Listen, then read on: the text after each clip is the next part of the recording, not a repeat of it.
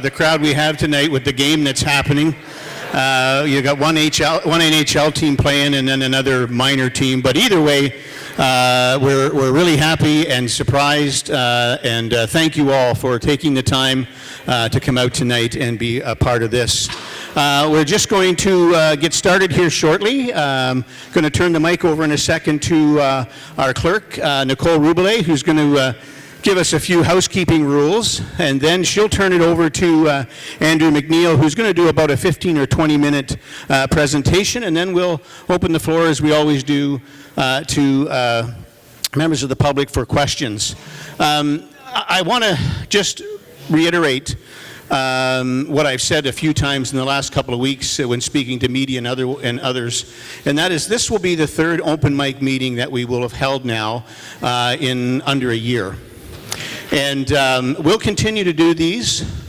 I challenge you to find any other community that will do this, where council and senior staff will attend and will open the mic to anyone for any question. But we believe truly that it's very important. It's important for you to be able to come out and ask your questions. And if you don't get your question answered tonight, or you think later on, while you're laying in bed tonight about another question, don't forget that on Mondays, our CAO, Andrew McNeil, has office hours from 9 o'clock until noon, where you can come into Town Hall or the old library now, where his office is located, and you can see Andrew, you can have a sit down, there's no rush, and just have a conversation.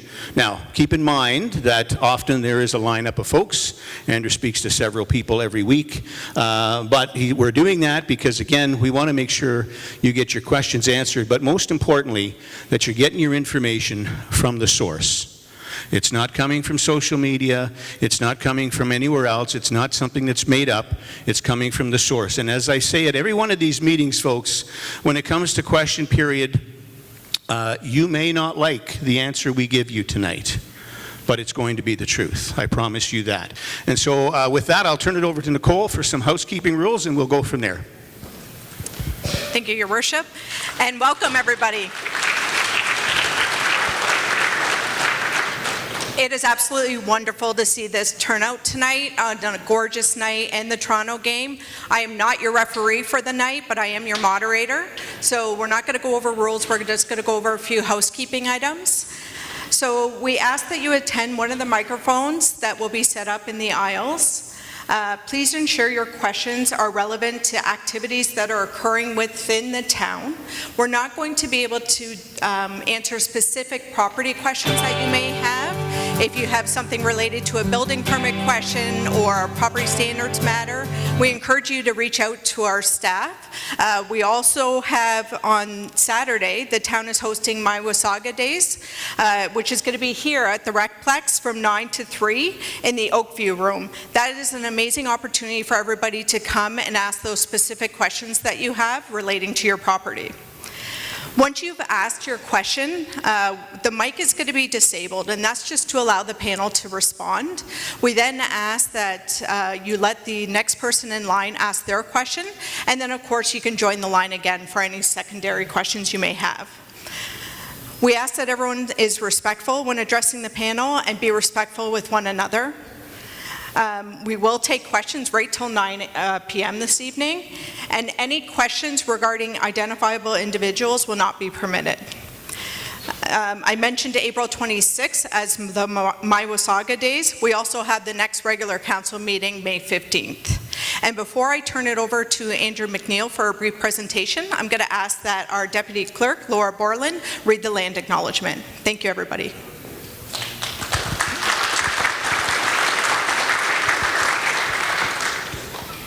The town of Wasaga Beach acknowledges it is located upon the traditional territory of the Anishinaabe people of the Three Fires Confederacy and the Wyandot Nation.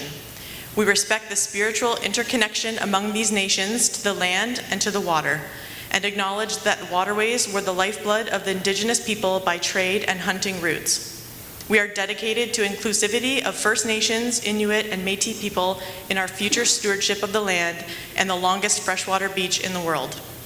In the spirit of reconciliation, we welcome the opportunity of learning to be sustainable caretakers of the land and waterways for all future generations.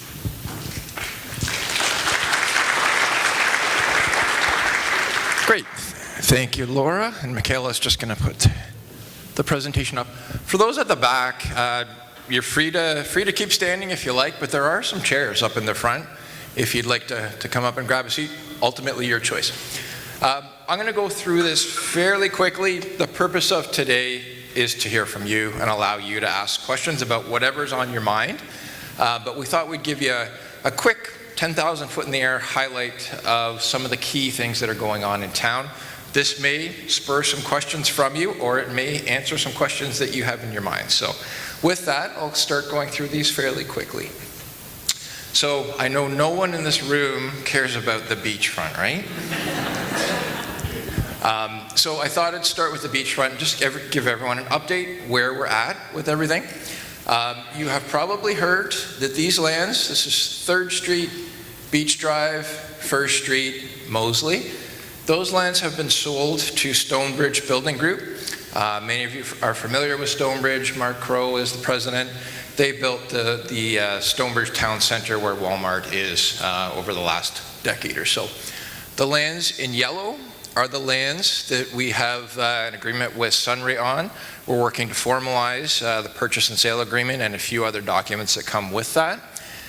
The lands in blue are lands that have not been sold, and that includes Beach Area 2. So we have not sold any of those lands. That's very deliberate. We know that as soon as Stonebridge and as soon as Sunray starts to build, the value of those lands will increase.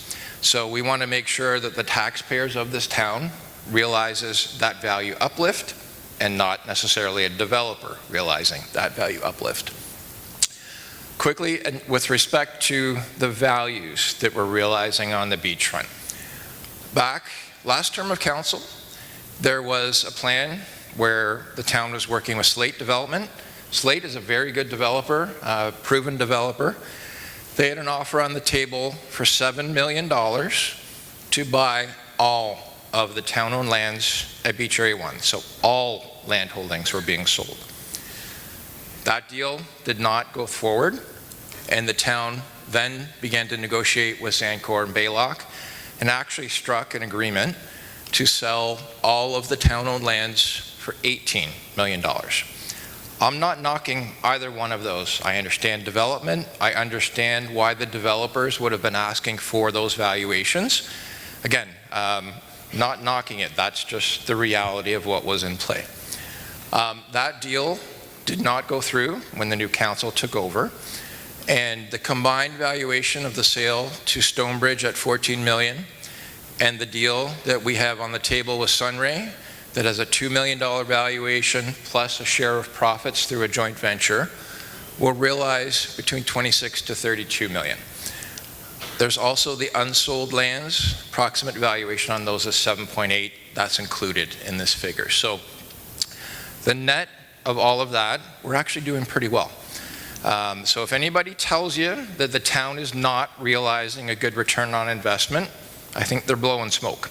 Because this is actually quite good. This is the best return that this town has seen in its history on the beachfront lands.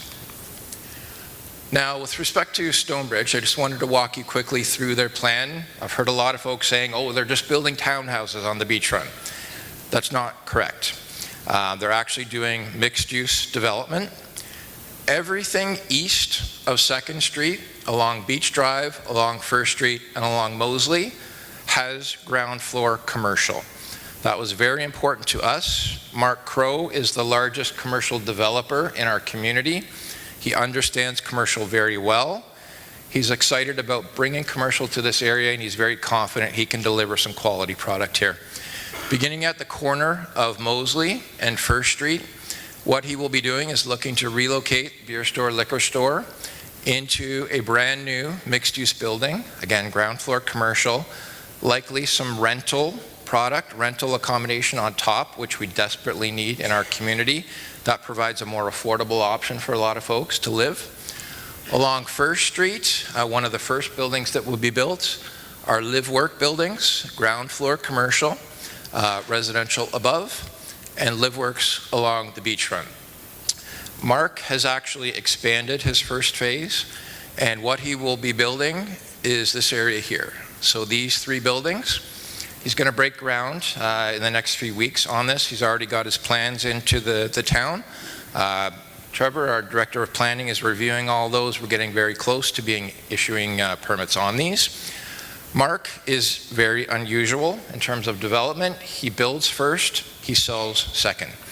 That is the reverse to virtually every developer in this country, but it's a proven formula that he has always used in Wasaga Beach. He finds that works well here. He finds buyers in Wasaga Beach like to actually go in the units and see them and look at the finishes, look at the kitchen countertops, etc. So that's what he's going to be doing here. He's building these on spec, and he's going to be selling them after they are built. I'm hearing he's getting calls, and he's got a list of people that are already interested in purchasing them. So we believe that these will sell quite quickly. Then he will move on to his second phase. This whole development, Mark is quite optimistic about being aggressive here. He thinks 3 to 4 years to build out the entire 2 blocks of development. Just so you understand, the real estate economy has essentially flatlined in not only Ontario, but in North America. So to have a developer willing to do this right now is quite unique, and we're lucky to have Mark Crow at the table working with us. In terms of Sunray, there are 2 different colored buildings. There's a red building, which is the first phase hotel building, and then there are 3 yellow buildings. Those are going to be part of what we call a joint venture partnership. The hotel is not part of the joint venture. The hotel will be built by Sunray on their own. They will be paying for this, financing it, constructing, etc. That will be the first building they build. Again, very unusual. Usually the hotel comes last. Village at Blue, they built the hotel last because hoteliers like to be entering a proven market where there's stuff, brand new stuff around them. They don't like to be pioneers. Sunray is comfortable enough with the economy here that they're willing to come to the table. We asked them to build it first. They agreed to do so. So that will be the first building that goes in. We will be announcing the brand of the hotel fairly soon. We know what it is. We just are not allowed to share it publicly yet, but we're excited about what they'll be bringing to the table.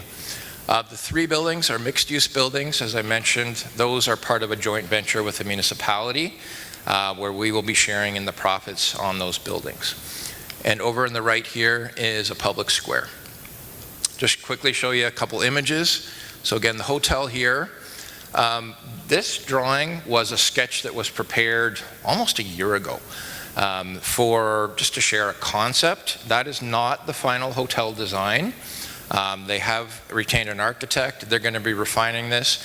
And I think there's opportunity for all of us to have some input onto the style of the architecture. We've heard some feedback. It looks a little too modern. We want it to be a little more beachy in feel. So we'll pass those comments along, but there is opportunity to influence the architecture here. And I know they've already met with Mark Crow and Stonebridge, and they want to make sure that the entire beachfront looks like a coordinated master plan developed community like the Village at Blue. So I believe that the architecture will be influenced by that, and that's a good thing. So this is an image, Beach Drive, a concept for Town Square that they put forward. All of the parking for their development is underground parking, and so they will be replacing almost 1-for-1 the parking that's out there today, putting it underground, and then the surface will allow for opportunities like these great public spaces. This is actually located behind the hotel, so when it's windy, cold, etc., you can actually escape those harsh elements and actually get a bit of refuge here and play with your grandkids or your kids and have an ice cream here out of the wind.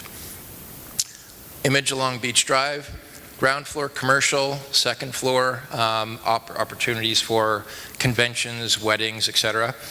This will be a high quality hotel that will bring conventions, weddings to town, indoor fitness facilities, swimming pool, all the things that you would expect in a higher end hotel. The ground floor commercial will absolutely elevate the quality of what we've had down under Beachfront for the past few decades. So they will be bringing in some top-notch quality here, as well as a top quality restaurant so that all of us can go down there and enjoy a great meal 365. A lot of folks like to go down there with your friends, family, etc. and enjoy looking out across the bay, even in the middle of winter. It's kind of nice to be down there. So you'll be able to do that year-round and enjoy a great quality meal. I mentioned the elements. We're not designing for July 1st, 30 degrees. We're designing for fall, winter, when it's cold and windy and rainy, because you want to have a place that's successful year-round. In order to do that, you actually have to take that into account. Double-sided retail, so that when it's windy, you can actually enter this side. You can have some cafes spilling out into the internal area so that you're protected from the elements. We think that's a smart thing to do. It helps to create a more dependable destination when it's rainy and windy, etc. Beach Drive, we're going to be elevating Beach Drive. Beach Drive, the actual tender for that just closed yesterday. So Kevin and our team in engineering are reviewing the submissions. We're looking to have a contractor on board fairly soon, with construction starting this summer on Beach Drive. This is a concept sketch showing the break wall elevated stairs, ramps to take you up.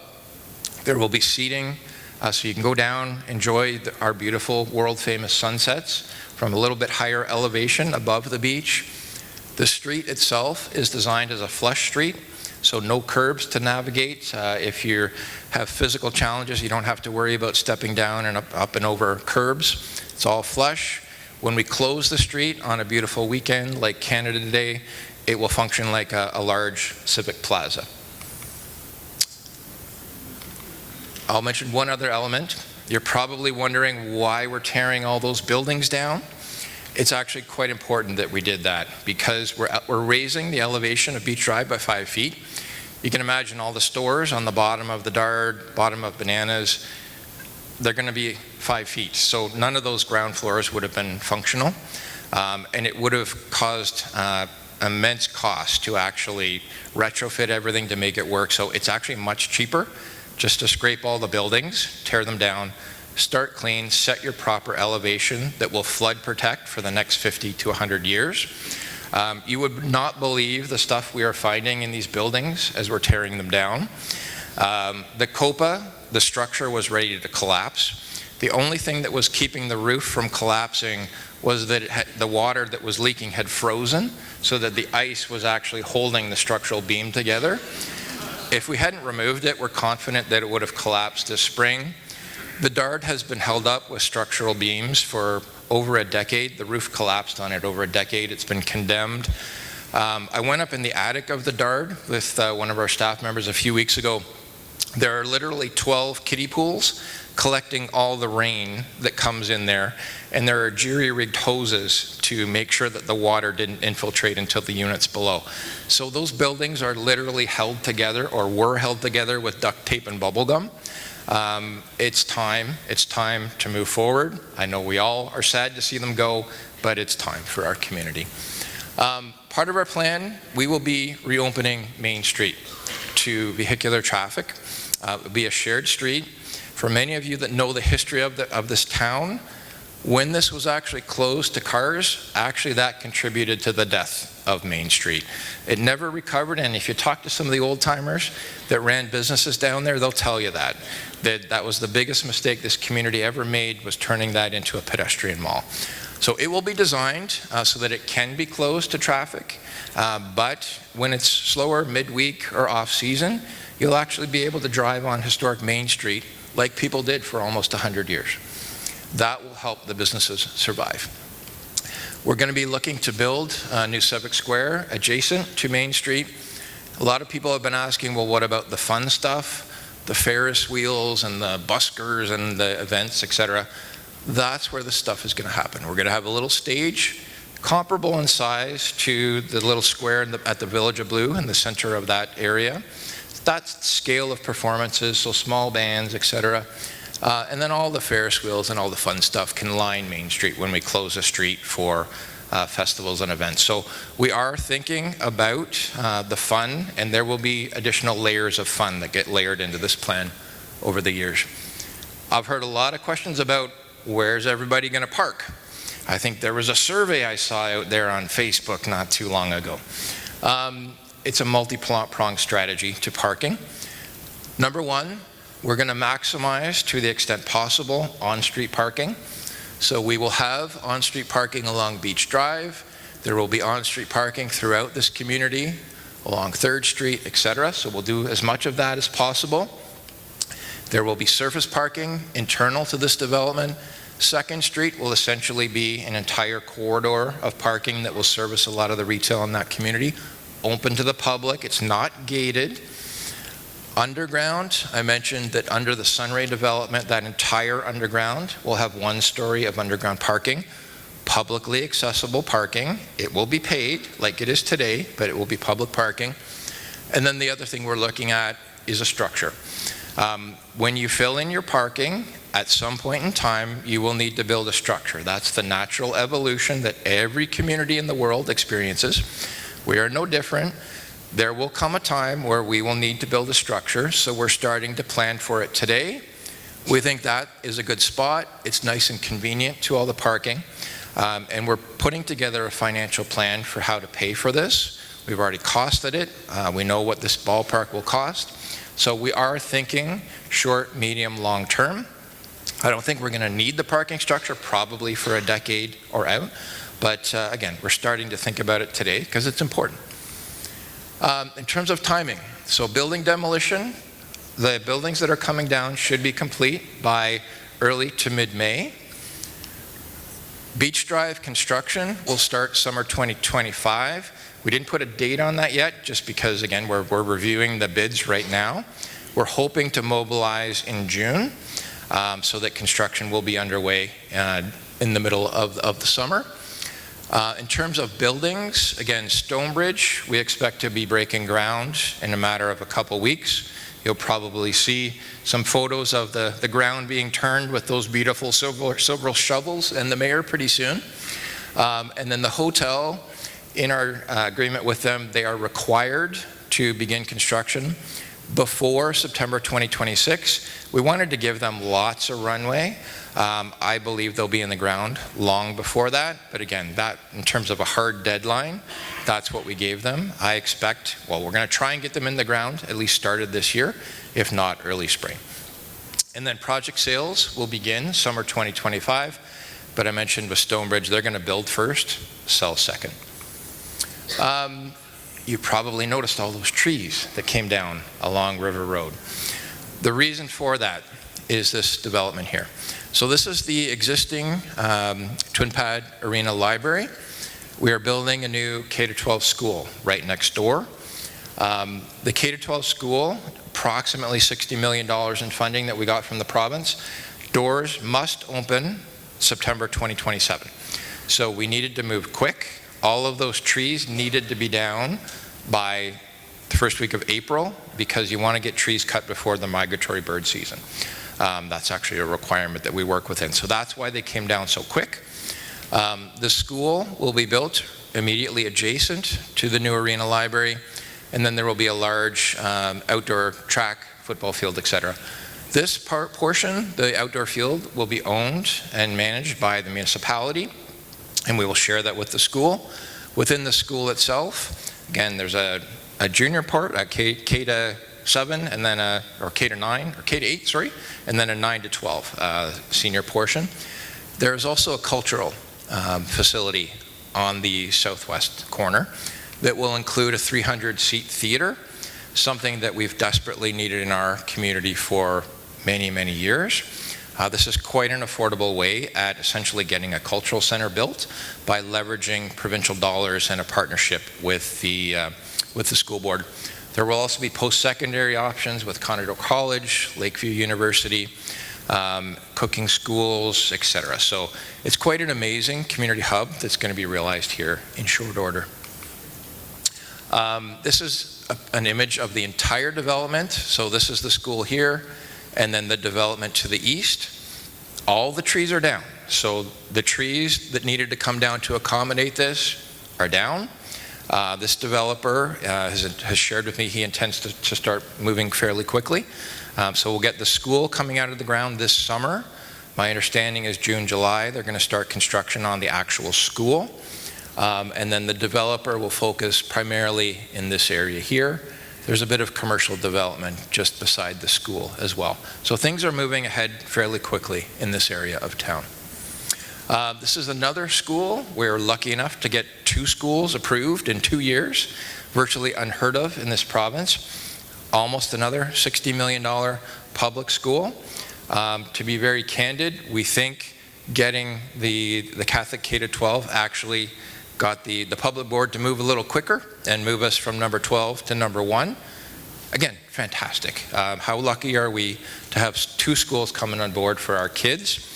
I believe this one is doors open approximately 2029, and this will be out on Sunnydale Road. The west end of town, I hear a lot of people saying, well, you're so focused on the central portion and beachfront, you're forgetting about us. We're not forgetting about the west end. We've engaged the community. We've got a plan moving ahead. This is a concept plan for the entire west end. We've been doing more planning work over the past year in the west end than has ever occurred in the history of this community. So this will be coming forward quite soon. We also have a development in the west end by Sunray, who is also the developer for the hotel at the beachfront. So they're very close. They're getting close to getting their approvals and moving forward with this development as well. This one, I know nobody cares about this one. So Costco, and yes, I'm officially going to say that out loud.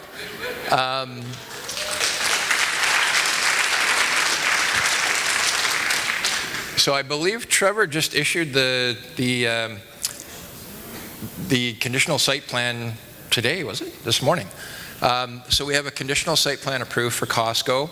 We still don't know exactly when shovels will go in the ground. What we do know is we're getting closer every day. When they do put shovels in the ground, they build very fast. So they will go from first shovel to doors open in 4 months. So that is absolutely lightning speed, but when you actually go in and take a look, it's pretty simple construction. It's just a big warehouse. So there will be a gas station. So you will have access to cheap gas. Again, I know nobody cares about that. And on a more serious note, we have heard from the folks over here. Again, it's very difficult to keep everybody happy, and we recognize that some of you who live adjacent to this may not be thrilled about the big white box going next door. All I can say is, I mean, these lands have been planned for these types of uses for over 30 years. And we're doing something that I think the majority of this community is excited, just based on your clapping, to have come to our community. We are also paying attention to comments about traffic along Ramblewood. We will continue to monitor that. We believe the majority of traffic will come from 26 down Lions Court and in. You will get some people using Ramblewood. It will primarily be locals that will use Ramblewood to get to Costco. A lot of the folks that live outside of our community, they're going to come down Lions Court. Costco has told us their regional market area extends all the way to Owen Sound. So there's a lot of people that are going to be drawn to this. It is a magnet. We are going to be also looking at adjacent lands. Costco does not like to be an island unto itself. They like to be with some other things. So more will come in the future. We're having those discussions. Again, image of where Costco will be located. So 26 roundabout, come down Lions Court and in. I think a lot of folks going to Collingwood and beyond will tend to come here and do some shopping. For those of you that travel to Orillia, you'll have a much quicker drive. And one of the last things I'll mention is we did a recent purchase of 304 Main, which is at the intersection of Main and River Road. Why did we purchase this? Number one, it was an opportunity. It was power of sale. The municipality was able to acquire this at essentially half what the previous owner was asking for the property, $3 million versus what they were actually looking for, which is approximately $6 million. This has been a visual blight on our community for many, many years now. It is the main gateway from the east coming along River Road 92. That's what you see. It's an abandoned gas station that quite frankly looks like heck.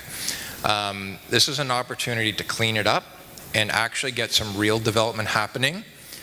What's plaguing our municipality and plaguing our core and our beachfront is years and years of land speculation.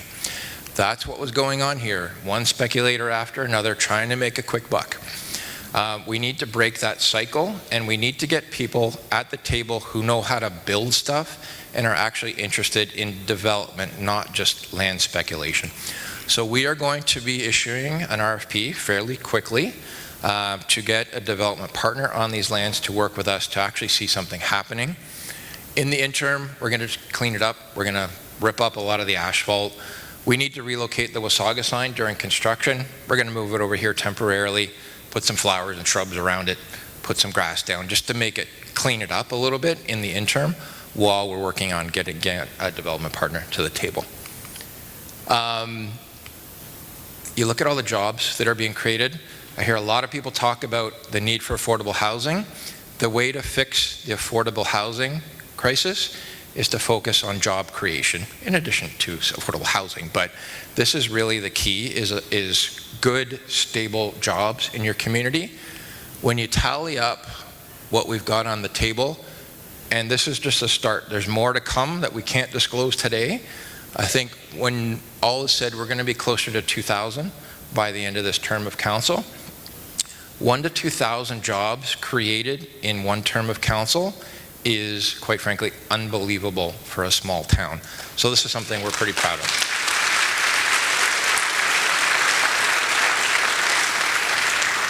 The other thing we're going to be focusing on, and I believe this is my last slide, we need to focus on cleaning up the hotels, the motels in our community. And please, no disrespect to owners of these establishments, but it's time. The stuff that's going on in some of these places is just not okay. We've got drug dealing going on, there's arms trafficking, people trafficking, etc. It's just not okay in our community. We've got a lot of investors who thought they could come up here, absentee investor owners, thought they could make a quick buck in Wasaga Beach, and they really don't care. They're not paying a lot of attention to what goes on behind these doors. If you understood the police stats, we've seen them, we've met with the police. This is a health and safety issue that we can't continue to ignore. And we also need to break the cycle of homelessness. What's going on is a lot of these motels are rented during the summer season, $300–400 a night to tourists that come up, and then September they open them up for long-term stays, and folks stay in them in the winter, and then May, this time of year, they get booted out the door and they're left trying to find a place to live. That is not a way to solve homelessness. It is not a good strategy. So we're going to work with the county, we're going to work with the OPP. There's going to be some tough conversations coming, but we're going to start enforcing some rules, and we're going to break the ability to be doing that kind of stuff. So again, it's time. It's a hard thing to do, but we need to do it. Airbnb is also another area. A lot of you who have lived and endured houses being rented and 50 of your neighbors coming up and partying all weekend, again, that's not okay. We're going to start licensing Airbnb and cracking down on illegal Airbnb. So this is difficult stuff. This is not easy. This is not easy to tackle this stuff, but we're going to do our best over the next little while. That's a quick presentation. Hopefully that was relatively entertaining, and now we'll listen to your questions.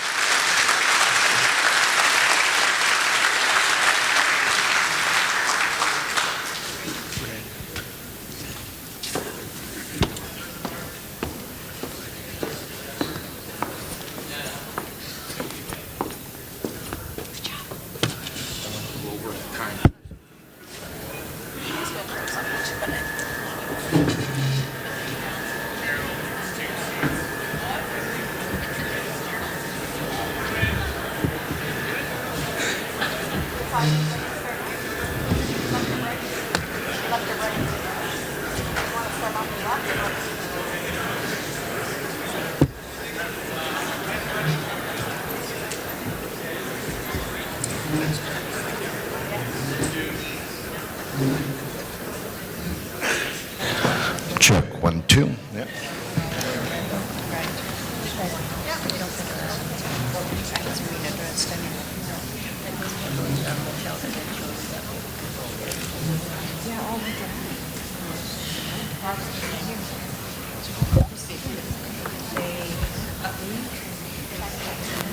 Check 1, 2.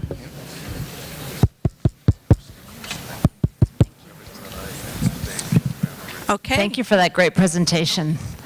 I feel so positive now about Wasaga.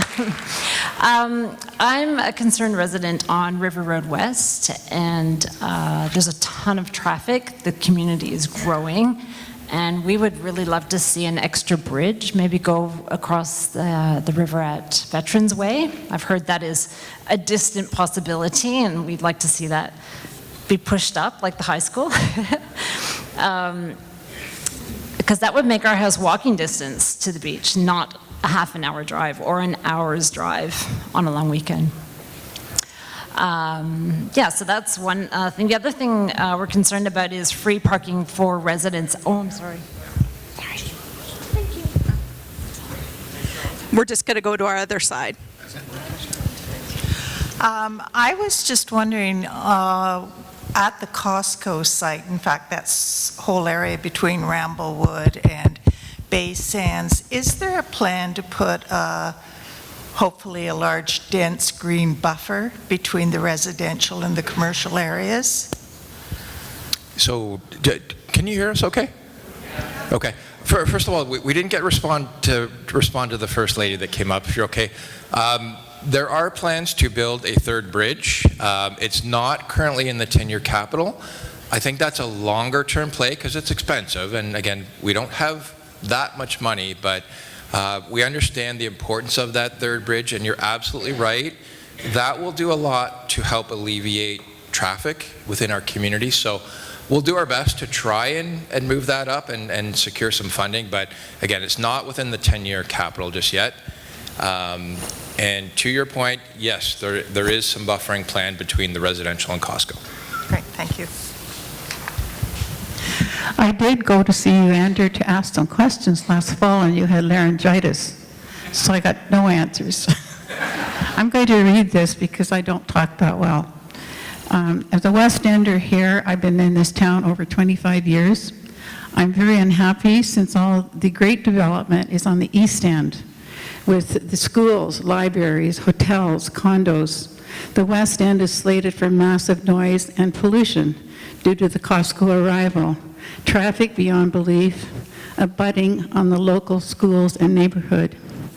At least the thousands of us who live in West Wasaga could drive 5 minutes, one light, 6 kilometers to the Stainer Library.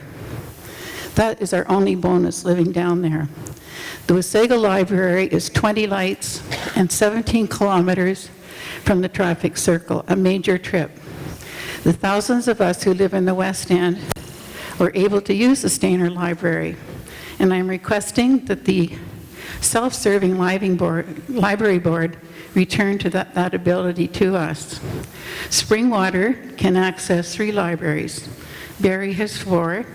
Springwater has a reciprocal agreement with ESSA, Clearwater, Penetang, Tay, Severn, and Ramera. I picked up this booklet last weekend in Elmville. Tiny residents can get a card from Midland, Springwater, Penetang, and Wasaga Beach. We have no choice. It was taken away by the Wasaga Library Board. I'm just requesting that you ask those people who are apparent to don't care to give us the ability to go back to the library that's just down the road and one light. Thank you. By the way, you did a wonderful job this winter clearing the streets. I was so impressed.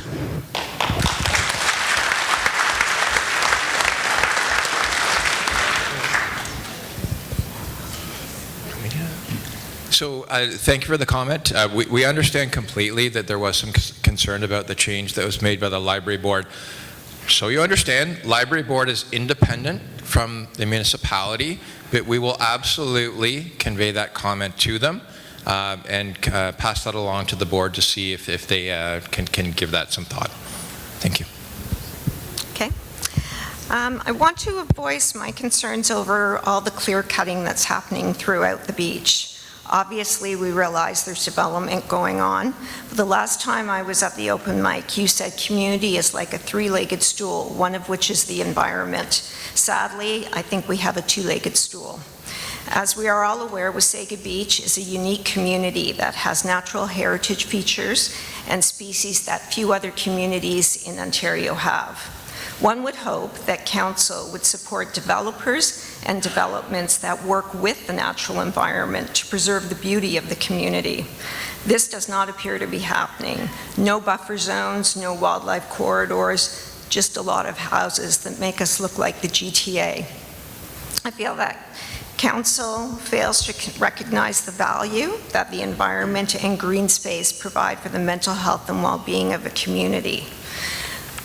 Case in point, we did talk to one councillor who stated, we have lots of trees in our parks, so don't worry. That is a statement that further substantiates that the focus is solely on development and not for the future health of the community. So my question for you is, what are you going to do moving forward to ensure that development at all different levels, from small to large, is balanced with the preservation of the natural environment? Because I think the scales are slanted in one direction more than the other. Thank you.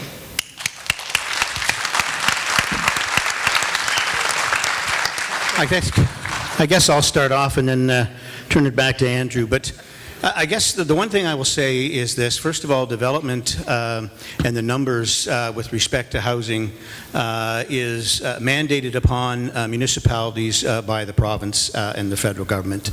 And we are expected to be at 50,000 people by 2035. We're moving quicker than that. As you may know or may not, Wasaga Beach is one of the fastest growing communities in the country and has been for many, many years.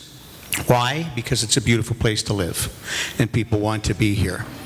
The great news is that 25% of our land mass in Wasaga Beach is provincial park. And that provincial park, which is looked after by the MECP, is going to remain trees and forest, I can assure you of that. So 25% of our land mass is protected, basically. There's probably another 8%, and I'll look to staff if that's too far off. That is, of course, got other protections attached to it, environmentally protected lands. What I would say, before I turn it back to Andrew, is I completely understand the concern. But every one of us live in a beautiful home, or at least most of us are blessed enough to live in a beautiful home. And where our beautiful home is was a tree at some point. And those trees had to be removed so we could live in our beautiful homes. It's just the way it works. When we have developers come and they clear-cut lands, the planning that goes behind that with our planning department ensures that more new trees, many new trees, will be replanted as well within those communities. So I completely understand where you're coming from, and I sympathize. But there is more at play than just what we think might be best where trees should be or shouldn't be. So I'll turn it back to Andrew now to add the planning part of that. Yeah, I'm just going to add one comment. Many of you probably were not listening to council today. I'm not going to disclose this because we're going to be issuing a press release early next week. There was a very bold decision made this morning by your council to do just what you're asking for. Again, that's going to trickle out into the community early next week, but this council took a bold step to say we care about the trees, we care about the character of communities. So again, that's coming out shortly. So it's not entirely accurate what you're saying. Our planning staff work very hard on every application we get to ensure that we maximize green space, we achieve park areas, we try and replant trees if they're cut down. We have to play the development game. We are required to do that by the province, but we do everything we can to make it as beautiful as we can. But again, we are planning within provincial legislation. So again, we're doing the best we can. We get it. We hear you loud and clear. I just want to make a correction. I think I said that we're expected to be at 50,000 homes by 2035. I believe we'll be around 50,000 homes by 2035 if we continue the way we're going. But we're actually expected to be there by about 2050, 2051. Hello. Great job on the presentation. I appreciate that. I was here last year and asked for the swings, and I thank you very much for accommodating that. My one simple question is, when is that sign going to get fixed out front? A lot of people are looking to have, like, I'm with the Connect Club. We do a lot of fundraising in town and being able to Lions Club. So it would really be nice to get that fixed, and I'm sure we can find some funds somewhere. I'll take it out. Because it's been down for a long time. So the good news is, it's in the budget, it's in the works. I'm looking to Chris in the front row. Can you yell out anticipated time, do you think, when we'll get that fixed? September. So I appreciate it may be too long, but we are on it. It's in the works, and it will be repaired this year. Hello. The woman before me stole half my speech, so I do sort of share her concerns about the development, clear cutting.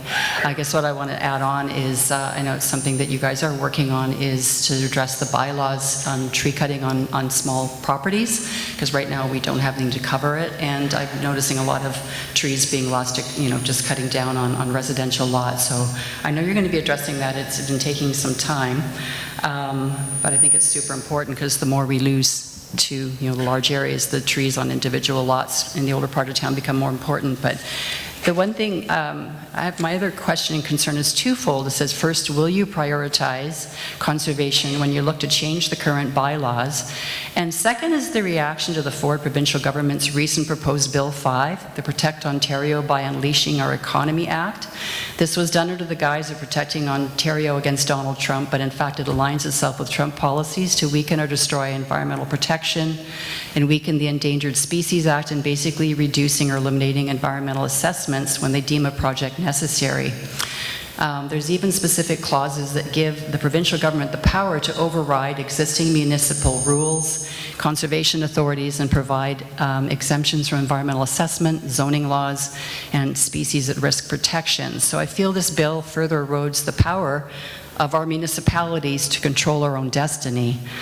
So I'd like to know if the council is going to sort of simply just roll over and allow the town and our bylaws and our own environmental rules and what we deem to be in our best interest to be bulldozed over by the province. Should we not be allowed to create our own vision of how Wasaga Beach is developed? And I know you guys work really hard at that. But if we destroy huge tracts of forest and wetlands to satisfy the province and their goals and the developers, I wonder what our town's going to look like in 10 years, 20 years, and beyond. So, Mr. Mayor, and will you and the council be able to stand up to the provincial government and fight for the identity of Wasaga Beach and protect our natural heritage?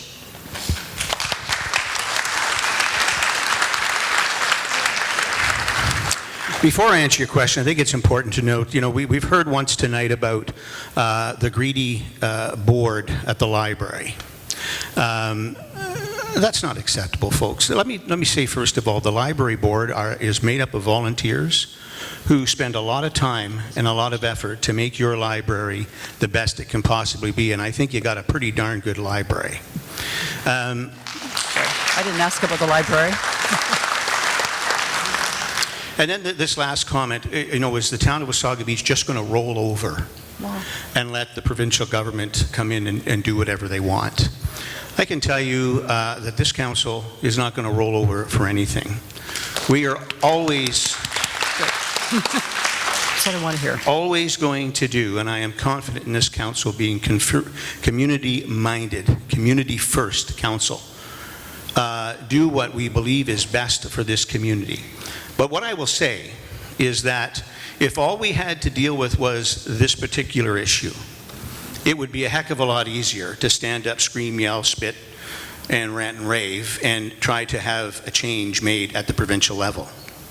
And I'm not saying we won't. Staff will look at it, and staff will make a recommendation to council, and council will then make some decisions from there. But we have a lot of dealings with the provincial government on many, many facets. High schools. You know, we've now got 2 high schools going to be built here for our children. $120 to $130 million investment back into our community by the province. Those are positive things. But to build those, unfortunately, trees have to be cut and things have to be done. So I just want to assure you that your council is never going to roll over. We are always going to do what we believe is best for our community. That's what you elected us to do. And I'm sure that as Bill 5 and that information becomes more there's more information on it, as opposed to the dribs and drabs that are kind of leaking out of the province right now. I read it. Prior to the budget, that we'll be looking at everything to do with this budget, and we'll do our very best to make sure that we look after Wasaga Beach first and foremost. Thank you. Thank you. Thank you. And before we move on, I just want to relate as well that our Director of Planning is currently reviewing the tree bylaw. There will be a period for public consultation to allow everybody to review the tabled bylaw that goes before council and make comments. So look forward to that in the next couple months. Sir? Hi. I'm fairly new to town, so I'm not familiar with the history of Main Street. After I lived here for a while, I was, you know, dismayed by the fact that there's no downtown, but I'm beginning to understand now what happened to it, and I'm encouraged by the fact that downtown is coming back. And I was also delighted to see that you had acquired the space at the gateway to Main Street, and we're planning on making major improvements to that. But there's a whole stretch of Main Street between the gateway and the beach. And on the west side of Main Street, there are some campgrounds slash trailer parks that are, as I'm sure you're aware, not the most attractive part of Wasaga Beach. So I was just curious about those. I was wondering if the town owns that property, and if you do, what are you planning on doing to ensure that that your property looks better? But I suspect you don't own it, and if you don't own it, what are you doing, if anything, to make sure that the owners of those campgrounds, and I understand there's more than one. I haven't actually been inside, and I don't know, but to make them more attractive in the very near future. I'll start. Thank you very much for the question.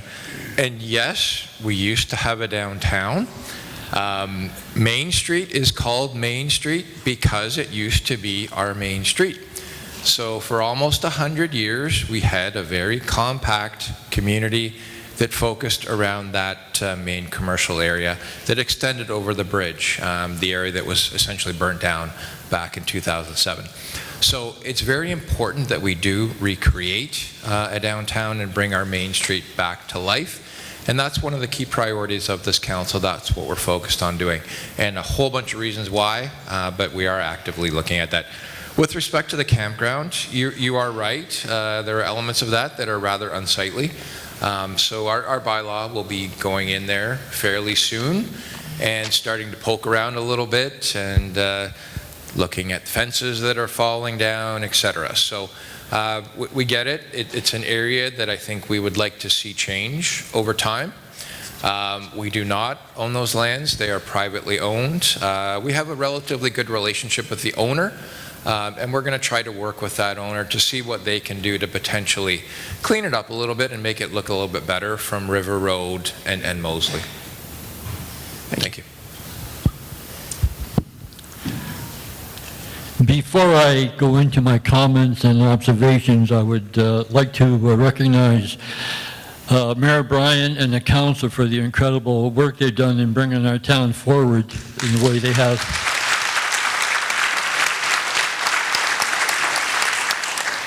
Now for the good stuff.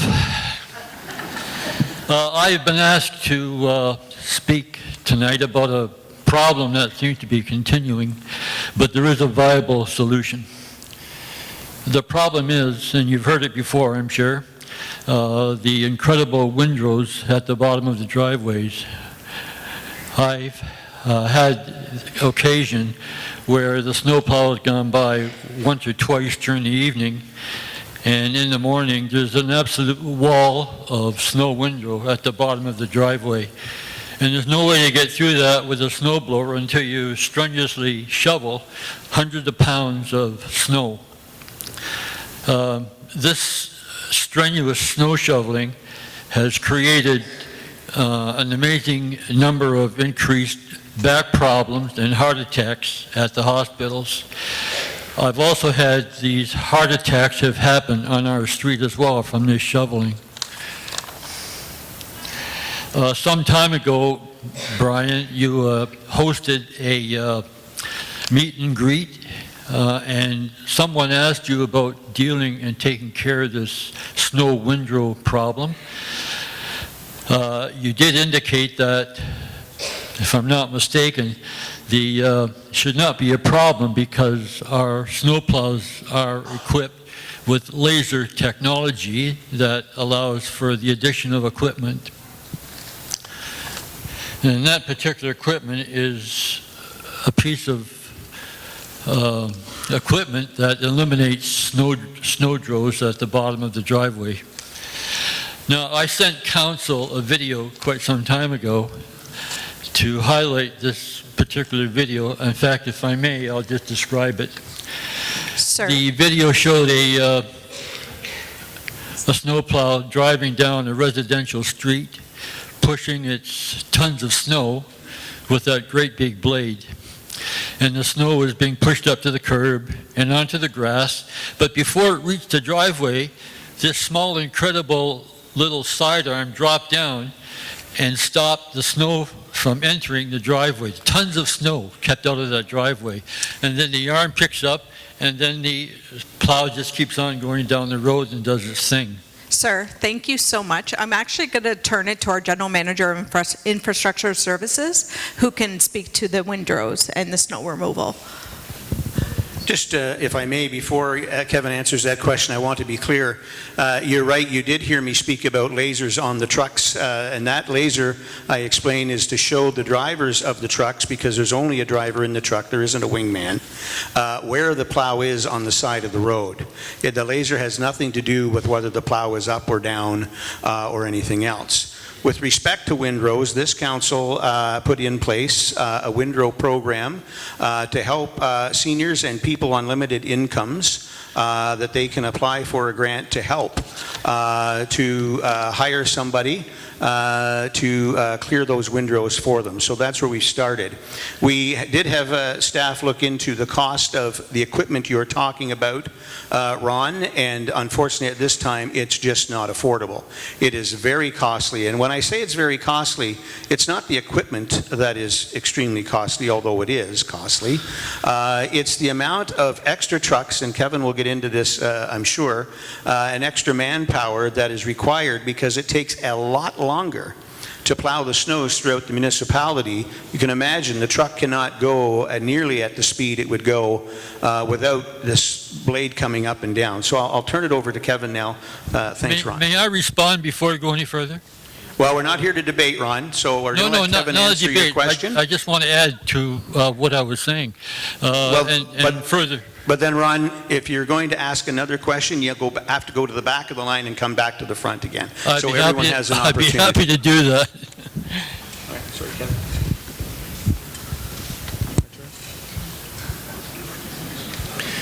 Can you hear me? Okay, thank you. Thanks for your question. Certainly the windrow conversation has come up for, I think, the 15 years I've been in this role. And it's been something that's been examined at great length, and there's still a staff report floating around from 2018, 2019. But the hydraulic wings or the snow gates that you refer to aren't necessarily, they're not, they don't work on the equipment that we have in terms of the combination plow and sander units that we use. So they only work on motor graders or tractors per se, or loaders. So there's, to Mayor Smith's point, there is considerable considerable capital investments for that. There's quite a bit of limitations with those units as well in terms of the volume of snow that it can carry. And when that snow gate actually goes by your driveway and it prevents it from spilling in your driveway, it does have to lift up, and that spills into the windrow downstream of your driveway. Over the course of time, that windrow creeps further into the road, and then you're challenged with the lane widths for passing of vehicular traffic, and then you're into a completely other operation of blowing the banks back, as some of you saw this year because of the volume of snow. We need to maintain certain widths through those streets for obviously emergency services and our minimum maintenance standards, but it's not a simple solution. And we do live in a snow belt, and snow is a function of what we see every winter. To Mayor Smith's point, we did implement the snow removal financial assistance program, and we had considerable uptake this year. Last year, we know it was a late announcement in November in terms of what was being offered, but we did see 135 people take advantage of this program this year, which was a great step forward. Is there room for opportunities to improve that program? Absolutely, and we're going to be looking at that in terms of what we can bring forward for council consideration during next year's budget. First, before I ask my question, I was asked by a young lady who I think many of you know, Ali Bendis, to come tonight and to thank you regarding the bold initiative that was taken today and the bold move of the council. I think environmentally it was a really positive step, and I'm aware of it, and so she asked me to come and just express the thanks for your help on this matter.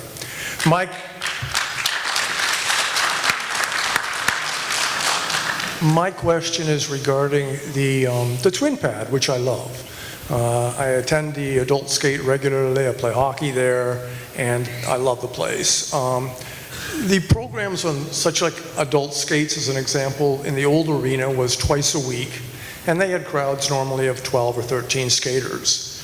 In the this year, because of how nice the facility is, the numbers are up around 25 to 30 skaters for the hour of skating.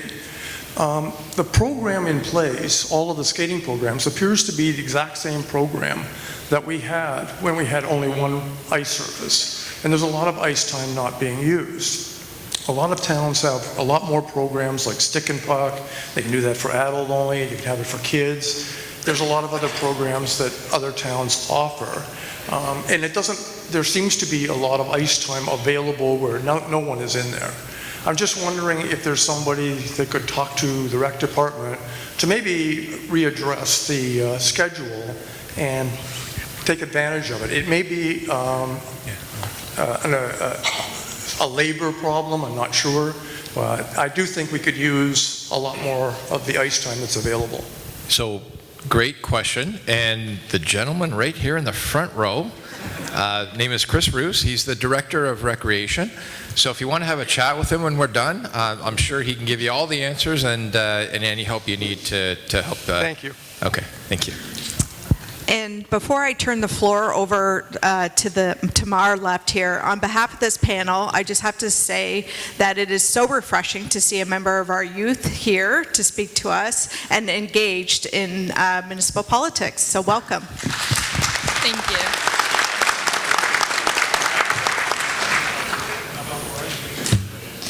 So this isn't about building or any of the new development, but I would still like to hear your opinion on this and how we could possibly move forward. So I'm here on behalf of how we could move forward with backyard chickens and how they should be allowed in Wasaga Beach.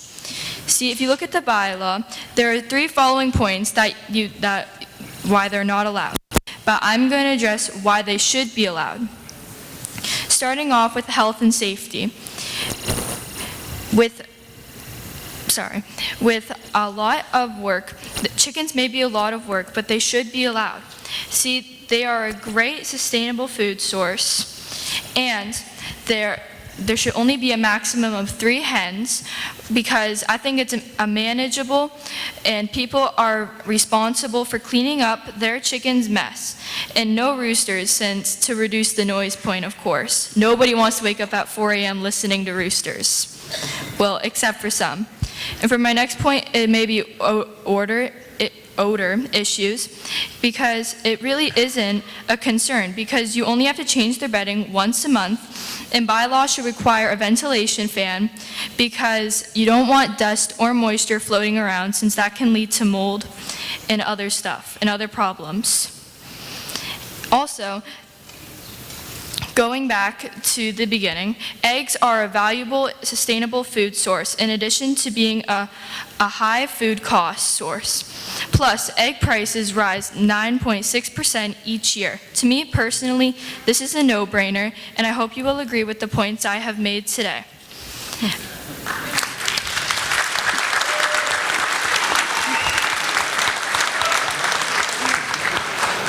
Thank you. Excellent presentation. Your council did consider backyard chickens approximately a year ago. And at this time, we've decided not to put a bylaw in place to permit residential chickens. However, there are youth groups and other organizations that do have type of 4-H type activities that you can get involved in, and you can reach out to Laura Borland, the deputy clerk, or myself, and we can bring you back to when the presentation was before council and when that decision was made. Thank you so much. Thank you.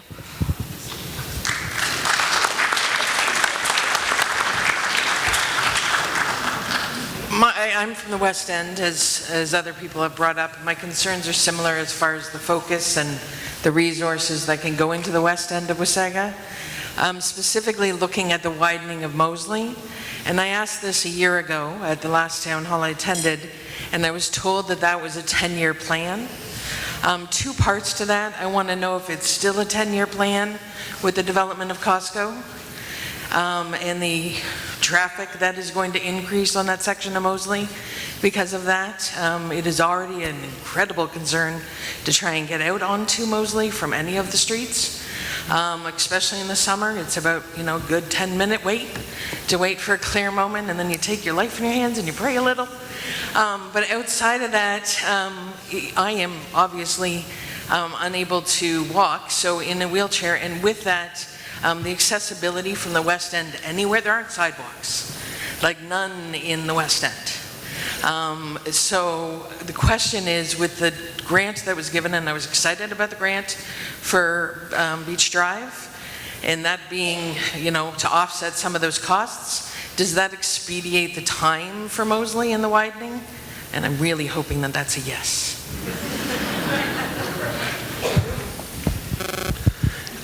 I don't believe so. Unfortunately, in terms of the costs and the timing, what I can share is the detailed design for Moseley Street is currently underway, and actually we're probably 60% through that design, and that's from 45th Street to Beechwood, which will include a similar cross-section to what you'll see on River Road West, 3 lanes, bike lanes, multi-use paths, sidewalks both sides, streetlight improvements, and then full signalization at 51st Street, I believe, and 62nd. In terms of where that stands in our 10-year program, I believe it still is in our 10-year program. It's a significant investment that we need to finance. I believe the cost estimate today was in excess of 25 million for that program. So, and although it's a development charge recoverable project, we still need to build those DCs and development charges to allow that to advance. And it's a transportation priority for us, as the bridge crossing is. That's more long-term, but in terms of transportation investments, following the Beach Drive investments, that's our next priority, is to advance that. But it will always be, as every year is, subject to budget, availability of funding, and council's priorities.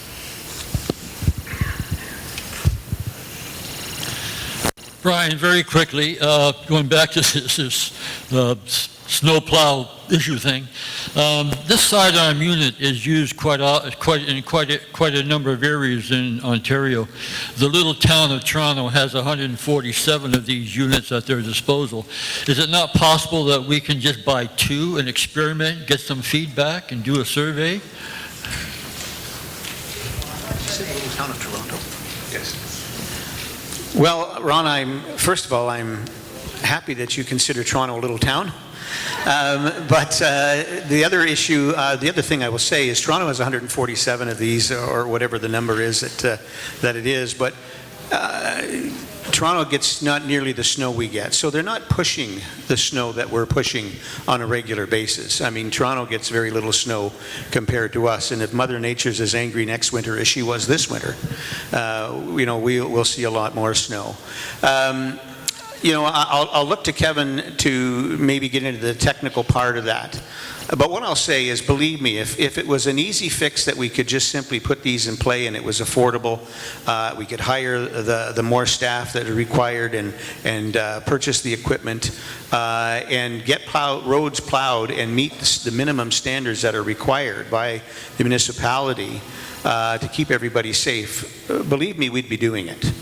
It just is not as easy as a fix as many people think. I can tell you that I have spent some time researching this. The first time I was mayor, I ran on working towards fixing the windrow problem. The second time I ran, I said I would work towards fixing the windrow problem. I understand the issue, especially with the amount of seniors we have, single moms, single dads, so on and so forth. And forget all that, just busy families, period. Having to get out in the morning and shovel that sometimes, I understand it. And so, you know, we're working on this program right now, the windrow program, to help those most in need. And we'll continue to look at this as we move forward.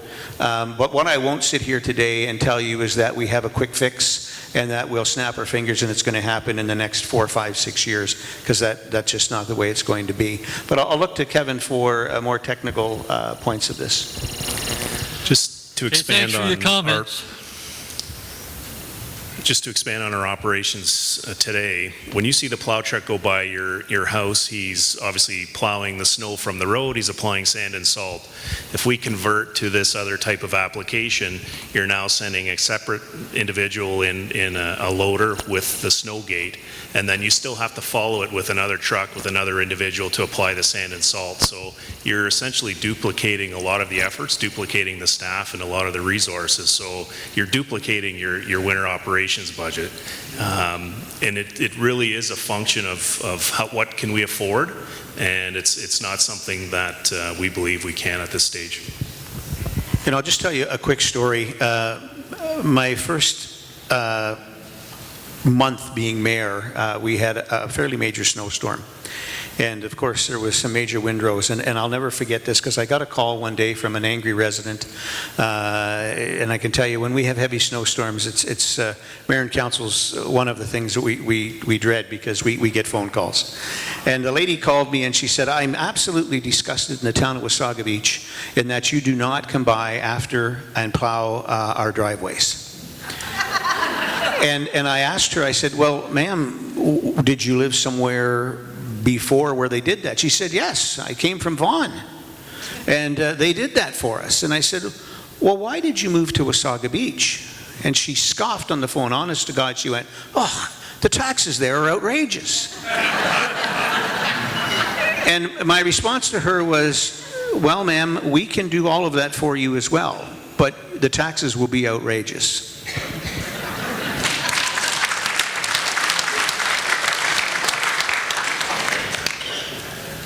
Well, that's a great segue for my question. I wanted an overview of our budget and the budget health for the next 5 years. If you can give a brief update on that, if there's all this new development, which I think is great and long overdue. What's the outlook for property taxes? Are you able to keep them flat and fight inflation with all this new revenue? Or are you budgeting tax increases looking ahead? And maybe if you have a comment on school boards overspending, which is recently in the news, and if that's a concern for our school board, and if you or this council has any oversight over the school board budget process. Thank you. So we'll be very soon, I think in the next couple of months, we'll start to work on budget. And what I can tell you, first, I hear from people all the time that we should have 0% budget increases. And I'm just a realist and to say that the chances of that happening in this day and age are slim to none. But what I will tell you is that this council made some very tough decisions to have some significant tax increases year one and year two, of which a major part of that increase was to support and to maintain and to look after the new TPAL. And we are still learning with what is required in order to look after that beautiful building. It's a beautiful building, but staff will tell you if you speak to them, it's a lot more than the old barn was and just looking after the recplex here. So we made those tough decisions, and for council, as you can imagine politically, those aren't easy decisions to make, to say we're going to have a 7-8% tax increase. But this last year, it was down in that 4.5 range, and I anticipate, and we've made it clear to staff that as we move forward, that we need to shift and do whatever we need to do to make sure that we keep taxes at an affordable pace. What that will be, we'll find out over the next 4 or 5 months, 6 months, as we go through the budget process. But council, I can tell you, is focused on keeping taxes as low as we possibly can while maintaining the standards and the quality of service that I believe the residents of Wasaga Beach have come to expect and deserve. And we will make sure that in doing so, that we're also trying to increase the quality of those services and the level of those services. With respect to the school board, the town has really no say over the school board, and I'm going to leave it at that. Listen, we have 2 school boards that we deal with here on a regular basis. Both of them are working hard to get a high school built for our kids, which I think is just absolutely phenomenal. As I've said before, if I do this for 2 more years, and if I go another term and I'm blessed enough to be reelected, I will at the end of that time still say the biggest accomplishment, in my opinion, for our community is 2 high schools for our kids, because they've deserved them and haven't had them for so many years. So although I may have my opinions and council may have their opinions about school boards and how they're operated, I think we're best at this point to keep those opinions to ourselves, and let's just work together to make Wasaga Beach the absolute best it can be. Thank you. Hi, I've been here in Wasaga for the last 5 years, and one of the concerns I have with the growing population is our medical care. We've tried to get doctors here to see as family doctors for the past 5 years. They keep telling us that they have waiting lists, but now there is no more waiting lists. They won't accept anybody on. When you call back to find out, like my husband was on the waiting list 3 years ago, and he calls every 6 months to find out where he is on the waiting list. They keep telling him he's in spot number 30. That's 3 years in a row now. And we've gone to several doctors trying to put in your names for a waiting list, but it's impossible. And now you're talking about making much a larger population. But what are you doing about the medical care? I'll start with that, and then I'll look to our Deputy CEO, Jerry Marshall, to finish responding. It is a problem throughout North America. It's not just Wasaga Beach. There is a massive shortage of doctors, and what I can tell you that we have learned is that doctors, even coming out of medical school today, no longer really want to be general practitioners and family doctors. They want to take up some kind of specialty or be hospitalists, so as that when they go home at the end of their shift, they get to go home. Family doctors are on call virtually 7 days a week, 365 days a year. And so it is very difficult. I'm very happy to say that Council dealt with this morning, and we do have a new doctor on their way to join us at the Wasaga Beach After Hours Clinic, which was the purpose of us doing that. And Council was condemned by some for doing that. because many people believe that it's a provincial matter and it's a provincial expense, and municipal councils have no business weighing into that.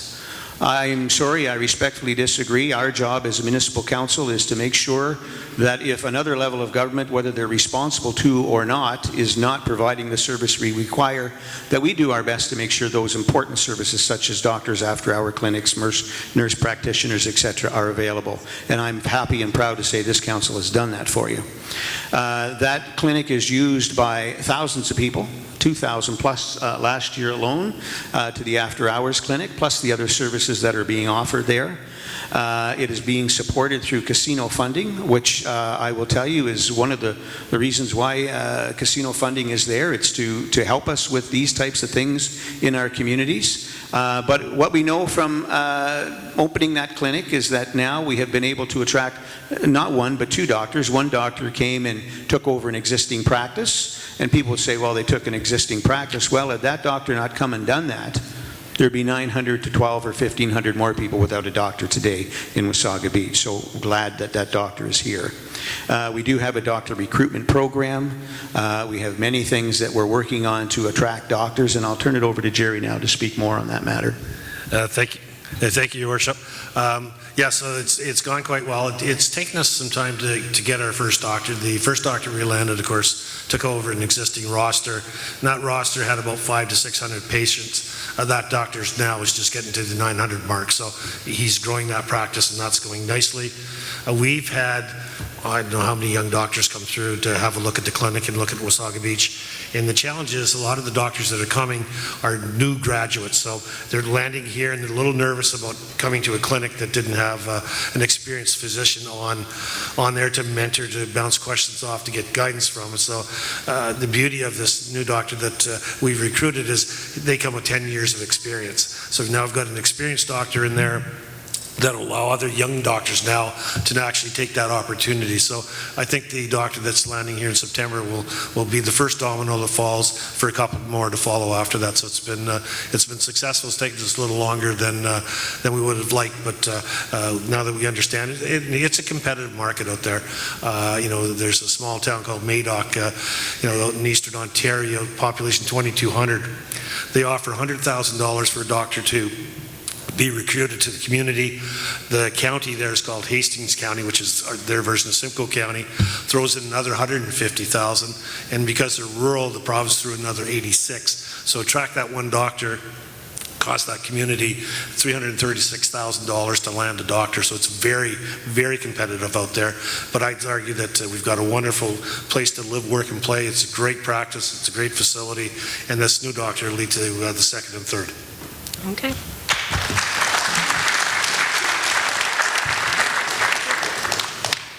I really like the what's happening at Beach Area 1 this year, but it sounds like it's going to be a total construction zone. So when people come from out of town and they want to go down there, have you got plans for things to be, are there going to be food trucks, or are there going to be things for people to do, or is it just basically the washrooms that are there, because the other washrooms now have been demolished? So are there going to be washrooms and activities or food or anything for people from out of town to do when they're down at Beach Area 1? I'll start. The answer is yes. We're actually going to be bringing the plan forward to council the next meeting. I'll start with bathrooms. You're right, we had to demolish approximately 40 bathrooms. So we will be using the Ontario Parks bathrooms. Council also approved this morning piloting a self-cleaning bathroom. I'm quite excited about testing that in Wasaga Beach. One of the #1 things I hear when I'm down in the GTA is we love coming to Wasaga Beach, but your bathrooms are gross. They're dirty. So we want to test these self-cleaning bathrooms. Apparently they're indestructible. And so we're going to be installing one of those fairly soon. If it works out well, and again, we want to test it with the sand, etc., then we will be rolling those out over time. We think that's a model that a lot of municipalities are embracing. We will also have to have some porta potties this summer. I know that's not the preferred option, but as a temporary solution, we do need to do that for this summer. In terms of activation, we will be using Playland parking lot. We have a full roster of events, Canada Day, Memories of Summer, etc. So there will be concerts, there will be the amusement rides, etc. that will take place in that area. We are also looking at options. Again, we're anticipating 2 million plus people are going to be coming this summer. We're looking at potentially relocating the Beachfront Beach Bar to a location out of the construction zone so that there will be a place for people to go get a drink and some food. We're also looking at some food trucks. So again, that whole plan will come forward in a couple weeks to council. I think it's important to note, folks, that you know, you've heard it before, short-term pain for long-term gain, and we have to start somewhere. And so it's going to be a summer or two of disarray, if you will, but be rest assured that town staff, our special event staff, are going to ensure that we are doing all we can to keep Wasaga Beach lively and have events for yourself and for visitors to attend. And as Andrew indicated, you know, we are going to be testing a self-cleaning washroom. Myself and Councillor Belanger and Deputy Mayor Snell and other councillors, Councillor Timms and Councillor White, I think probably all of us have toured these self-cleaning washrooms down at different conferences many times. They are being tested in Toronto. As a matter of fact, I think Toronto's just ordered 145 more of them. So they're happy with them. There are 1 or 2 of them currently in Clearview Township. There are some in Barrie as well. And so we're testing one this year as close to the provincial park washroom as we can, because we want to, as Andrew said this morning, throw everything at it we can and make sure it is facing as much business, if you will. So we're confident that it works. The company that builds these tells us that they are prison-proof, which means they're very sturdy and they are very high-tech. So these are self-cleaning washrooms. They are set up so they will tell staff when toilet paper is running low, when soap is running low, so that can be replaced. They have about 120 to 140 sensors in these washrooms that can sense whether you're standing, sitting, whether you've fallen on the floor and you're laying on the floor. We can program them what time to open in the morning, what time to close at night. They can let us know if someone is staying in that washroom. So if a homeless individual or someone maybe has had a few too many has decided that that's the hotel for the night, it will let us know, and we can send someone down to deal with that. So it's going to be interesting to see the results of this. But be rest assured, we're going to do all we can to keep Wasaga Beach a fun place to live, work, learn, and play. And we just ask that you bear with us for the next summer or two, so as that we can get through the short-term pain for the long-term gain.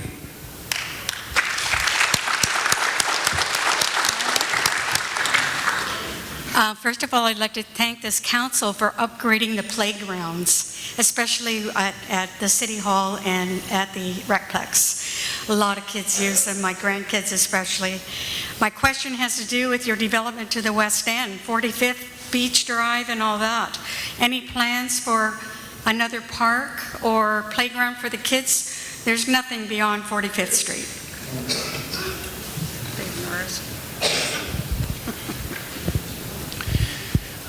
Thank you for your question. Yeah, we certainly acknowledge and understand that there is a need for more playground infrastructure in the West End.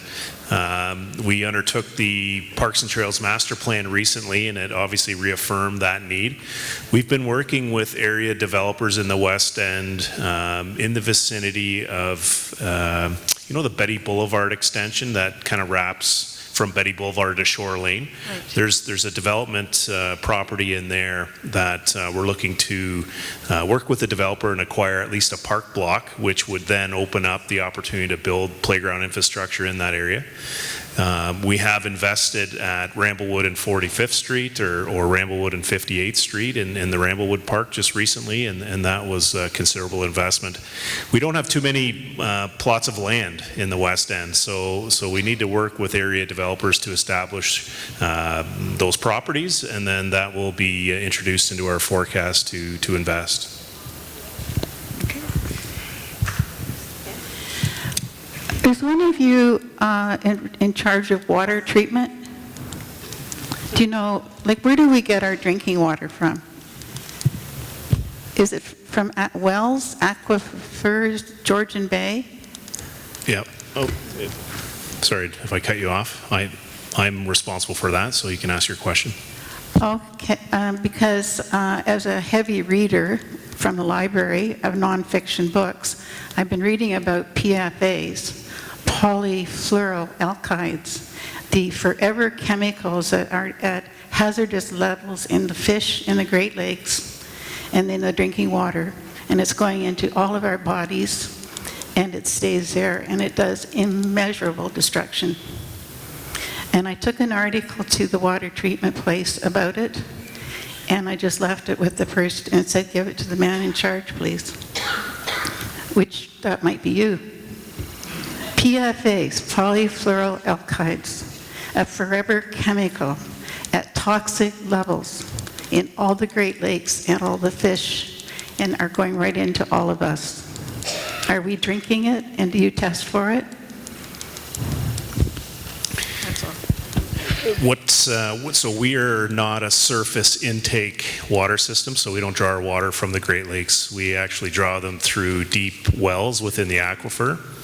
So it's certainly a different method of supply. And the water, as you can imagine, since Walkerton tragedy, the policies and the restrictions and the compliance that we have to follow is probably the most stringent in North America, and we follow and meet all of the standards that the province requires us to test, to sample, and that's we do have annual reports that we do publish on our website. We have annual reports and summary reports in terms of how we've satisfied all of the testing requirements for all of the elements that are required through the province. So to answer your first question, I may have received that information. I wasn't sure if you were looking for an answer. It was more of an FYI. I believe it was a newspaper article. But we do draw all of our water from wells. And the well sites are actually at Janetta, right where the washroom facility is at the Spruce Street parking lot. That we share that building with the M&R, or Ontario Parks. So within that building is a number of well sites that are probably 60 meters deep. And then our second well site is off of Veterans Way, just near Fernbrook Drive. And that too has a number of deep wells that we draw from. And I'll just point out that Kevin and his team, we work with a company called Aqua that also helps us maintain and look after our water wastewater facilities. And every year, inspectors come and do their inspections. And I'm happy to say and proud to say that Kevin and his team receive 99.9 to 100% every year on that.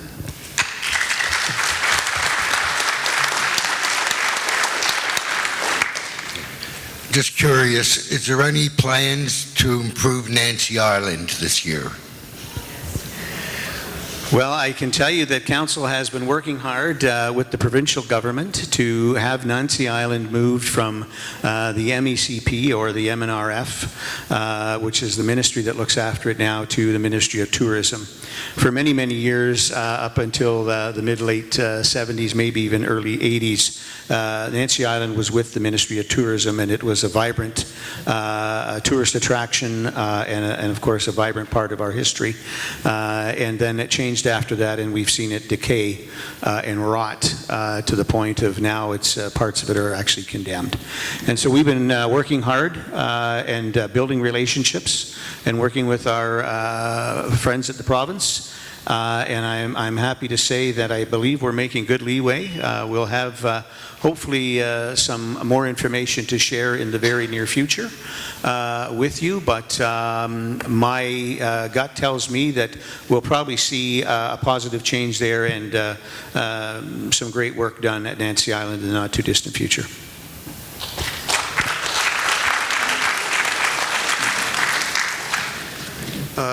Two-part question here in relation to the new kindergarten to grade 12 school being built beside the Twin Pad Arena Library. I see that the initial renderings that we saw up on the screen tonight show that the school appears that the town is giving up part of the Twin Pad Arena parking area. Now, if that's actually accurate, how many parking spaces? I drove down there last week and counted. I estimated about 120. but how many will be eliminated by the encroachment onto town property by the school? And what will the cost of new entrances, curbs, and other modifications be? And will the town pay fair market value for the property, be paid fair market value for the property used by the school board? So that's the first part, is about the parking issue. And the other part, congratulations on your partnership to get us a cultural center inside the school. During a meeting of the Wasaga ratepayers over a year ago, our CAO said that the entire facility comes at $0 for the taxpayer. He qualified it by saying the town will kick in a sound system and some seats. That's at a minimal cost. Now, at today's council meeting, a motion was passed to spend $2.4 million on the proposed theater inside the new K-12 school. Now, at the same time, it was also said that you would look at sponsorship, so there would be zero cost to the taxpayers for that facility. I do hope the town is successful in getting 100% funding for this project from the province, but my question is, in regards to the cultural center, what sponsorship opportunities will be considered by the town and the school board to recoup that money? Thank you. Yeah, thank you, Mark.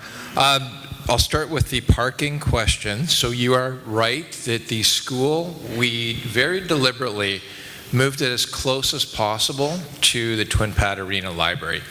We did that because the library will actually be used by some of the children in the school, and we wanted that distance to be as close as possible. So little kids in the middle of winter didn't have to walk too far between the two buildings. There's also a good relationship between the two. There will be a theater, there could be pre-performance social events, etc., that can happen in the Remax room in the TPAL. Also, the kids in the school will be using the ice, the walking track, etc. So it's important that the entire area was treated like a hub and located close together. The result of that is some parking will be removed to bring the school closer together. The school and the Arena Library will have a shared parking relationship. So all of the parking that is built around the school will be open to the public to use, obviously outside of school hours. We are also looking at revisiting the ambulance station that is proposed at the back of the Twin Pad Arena Library. We can essentially accommodate a lot of the lost parking in that location. So we're exploring potentially relocating that ambulance station to another actually site that we think is more suitable.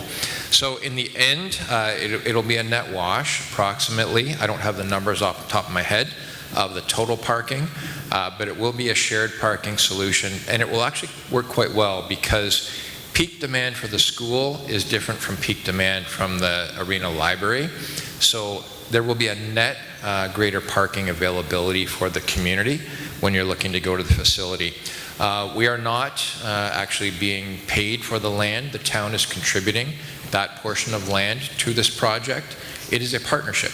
It is a partnership between the town, the province, the school board, Farsight Homes. Our contribution was that little sliver of land to the deal. We made that clear to the minister.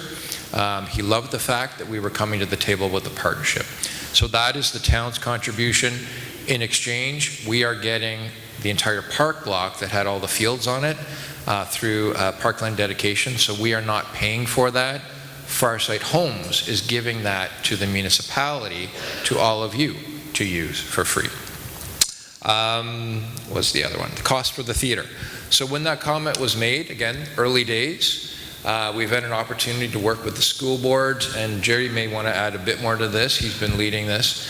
We've had a theater consultant come to the table, and we're trying to understand what level we want to hit with this theater. The base theater that a school board would deliver would come at no cost. We think this is an opportunity to do something a little bit better.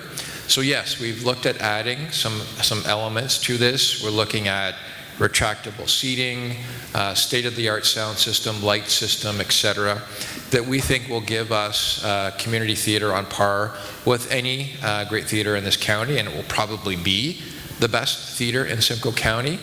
We're also trying to balance the dollars and cents here to make sure that we're not going too high. We don't need to be Mervis Theater in downtown Toronto. But we want to do something that is worthy of being a great theater in this county. We're able to leverage the dollars that the province has given to the school board. If we were to build this theater on our own and create a cultural center on our own, you'd probably be in the $20 million range. The school board is contributing about $13 to $14 million to build the shell of the theater for us. So we're simply contributing the upgrades to make it a state-of-the-art theater. Council this morning directed that casino dollars be used to fund that. We will also be looking to leverage donations from corporate sponsors, developers, etc. So we're going to be putting together a funding program similar to what was done for the Arena Library, where we will open up opportunities, naming rights, etc. So that will help offset some of the cost. But the 2.4 was a dollar figure that was presented this morning. Yeah, and we're quite excited about bringing this opportunity to the community. Jerry, did I miss anything that you want to add? Thank you. Just to follow up, so in terms of the theater itself, we've actually, the school board has a consultant in that helps us lay it out, work our way through it, what we needed in there, how it would work, and how that would unfold. We had the benefit of, everybody knows, think Drayton Theater, who runs Kings Wharf Theater out of Penetanguishene. So Alice Mustakis was kind enough to come on board, give us guidance, give us directions of, what do you need in a theater, how should it work, what's the appropriate size, what kind of lighting do you need, where the sound stage should go, things like, did you think about the actor having to exit stage left? So we've had some detailed conversations from people who are really in the know in theater. So at the end of the day, this theater is going to be second to none in the area, and it'll be perfect size and a perfect fit for our community to serve us well. And it fills a real void at a very economical price point that we otherwise wouldn't have had a theater in town. And I'll just add to that, we can bend this and twist this any way we want, but at the end of the day, we certainly wouldn't be seeing a theater in this community for many, many, many years at the cost to build these facilities today if it wasn't for this partnership. I would argue that to build a standalone theater or something similar to the Midland Cultural Center today would probably cost you more like $30 million. And so the fact that this is being, the bricks and mortar are being funded through the provincial government, through the school, is a huge win for us. And so we now know that there is a cost of about $2.4 million.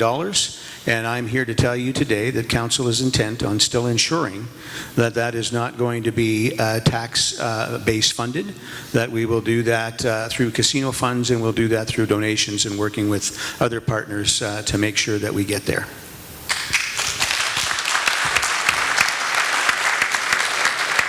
Thank you. Could you get back to me on the number of parking spaces?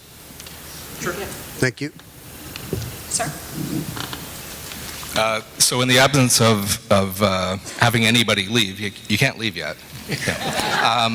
I would love to defer my question right now to the lovely woman that's standing across from me and have her ask her question before I do. You're talking to me? Yeah. Yes, of course. Yeah, the lovely woman. Oh, you're here. Good.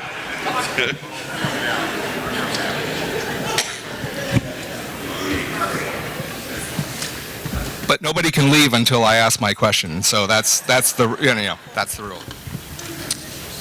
We've lived here for 35 plus years, and I say we because I'm up here and my lovely other half is sitting at the front. And I would like to say that in the 35 plus years that we've lived here, this is the most transparent, the most caring, the most amazing council that we've ever had the pleasure of living in town with. So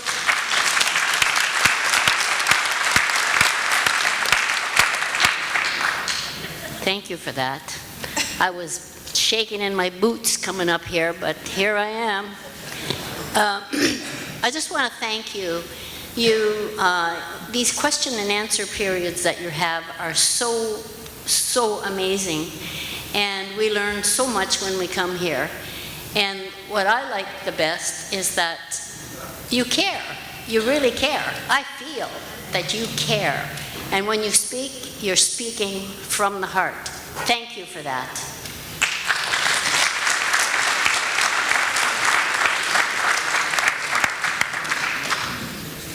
Well, I feel that was great. I love it. So I think the ambition of this township has been fantastic. There's lots of really good things, but two things can be true at the same time, whether it's over-promising or under-delivering.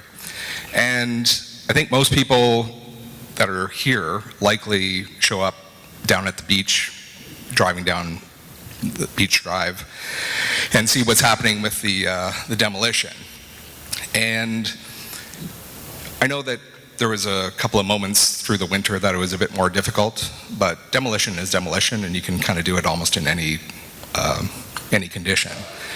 That the contract that was given to the company was supposed to be executed and completed by the end of March. So we're now into the end of April, almost.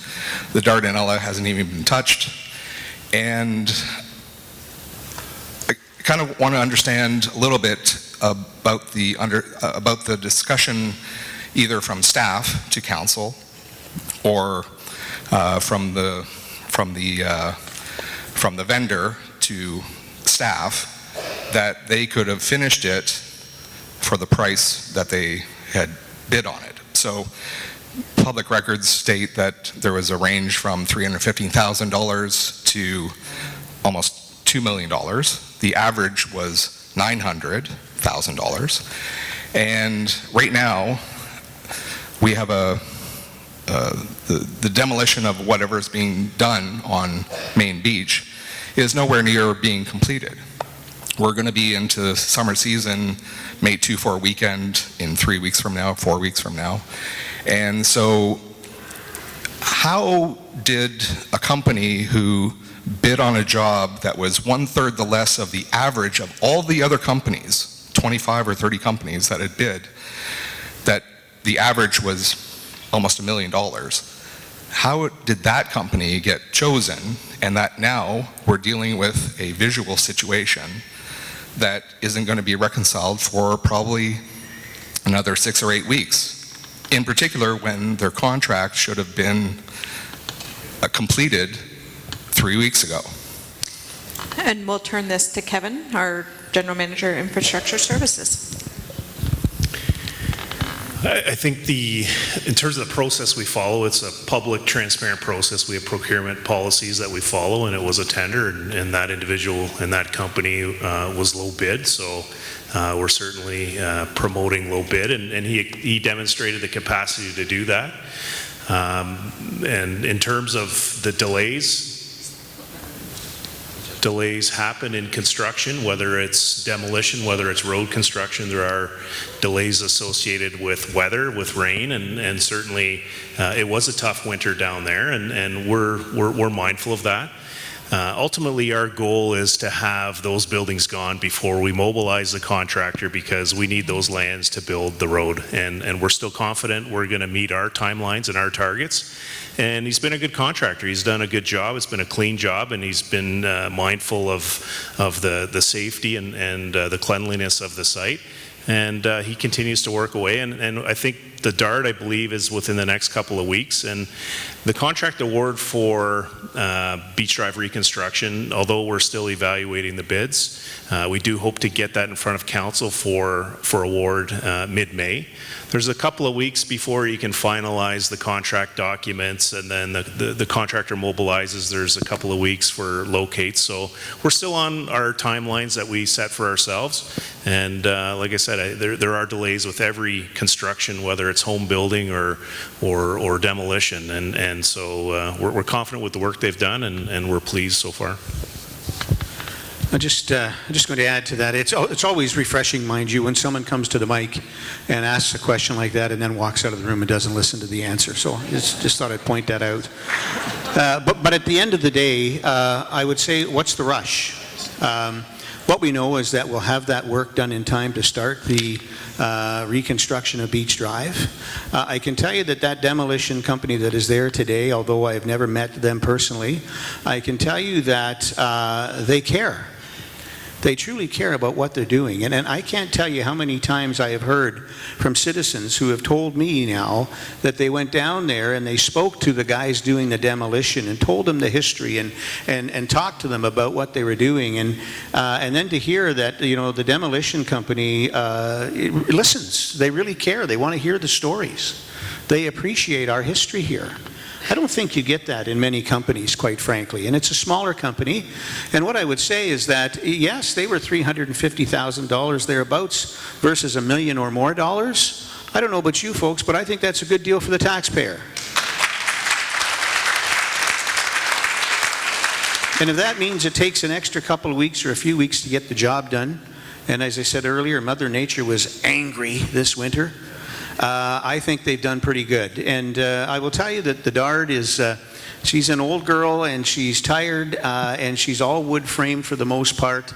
I don't think it's going to take near as long to pull that old wooden building down as it did Bananas and some of the other buildings. If you've been down there, just look at the amount of steel that was in the Bananas building and look at the size. The pure magnitude of the size of the footings that were in the ground for that building. They were massive. I think you could have put a 20-story building on them. The other thing about this company is they separate everything. They waste nothing. They sell what they can sell. They're giving funds apparently back to local charities with some of that. But they're not just taking it, pulling it all down and taking it somewhere and dumping it. They're separating it. They're taking where it should be taken, and they're doing it right. And so after the Dart, I think the next step there would be probably to take the foundation from the funnel tunnel, which is a very small concrete slab out, and then I imagine they'll start on the transit building, the old fire station, and that'll take some time because there is some concerns that the construction company is aware of and has to deal with respect to some asbestos and whatnot. And again, take it down safely, make sure it gets taken and disposed of properly. So I don't know what the rush is. I'm quite happy with the progress, and it'll be done in time that we can move forward with Raising Beach Drive.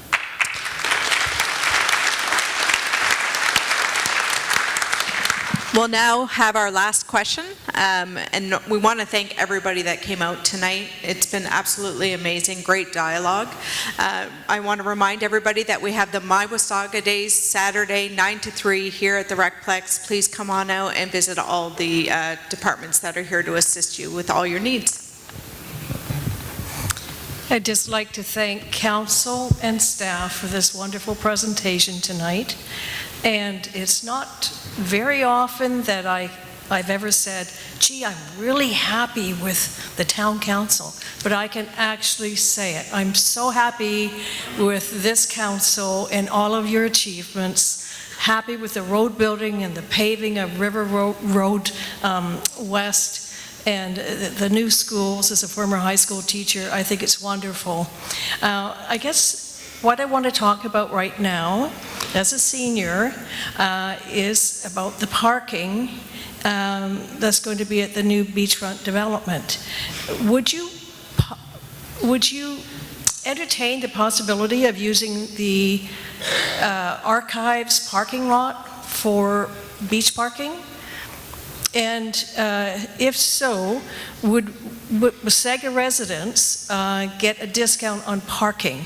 And I'm asking this because I used to have a condo at Friday Harbor, and all the parking, most of it was underground for the residents. And I was always being asked, do you have an extra parking space? Do you have an extra parking space? There's two of us. Now, they did have quite a bit of street parking, but they also had a large parking lot, which initially you didn't have to pay for, but then now you do. So I guess my concern is that, I might want to go down to Beach 1 and it's going to cost me $40 to park there. So will there be, and because all the parking is now going to be mostly on private property, so will there be any controls in place for these Sunray Group or, whoever else owns the parking to say we're going to limit the hourly charge? So I'll start, and if anyone, do you want to go ahead? You go right ahead, Andrew. Okay. So I want everyone to understand the parking transition, it's going to take a few years. We're not going to snap our fingers and there's not going to be anywhere to park. So for this summer, Playland parking lot, you can park down there. Stonebridge, only the area that he's actually developing will be cordoned off. All the remaining parking is going to be there between 2nd and 3rd Street. Spruce Lot will still be available. Yes, you can park at the archives. And if you're a resident of Wasaga Beach, you can park for free. Council has once again offered free parking passes for residents. So over time, that will change. So as Stonebridge redevelops, there will be less and less public parking available, and I walked you through the ultimate solution. So yes, over time, there will be parking structures. The future councils of the day, I assume that structure I talked about would be municipally owned. That council of the day, and I don't know when it will actually come out of the ground, can make a decision if they want to offer free parking or not. Again, that's not going to be this term or next term. It'll probably be a couple terms later. But those decisions can be made by future councils whether or not they want to offer free parking or not. Is there any possibility that the provincial government might approve the use of their parking lot just to the east? So East of the there's Beachfront? almost 3,000 parking spots. So everyone should understand the issue is not parking. The issue is close, convenient parking. There's a lot of parking down there. If you go down to Beach Area 1 in the middle of July, I went down there last summer, it was 30 degrees. Every town parking lot was packed.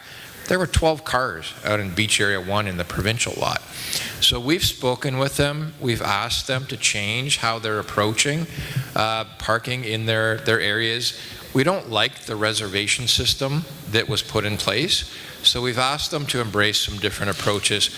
So there's lots of parking. I agree with you. We're having those discussions to see if we can make them more accessible to residents. Again, we don't control the province, but we're hopeful they'll listen to our concerns. I'll just add to that, Andrew. This council made it a priority to look after parking for our residents, and you've had free parking through this term of council.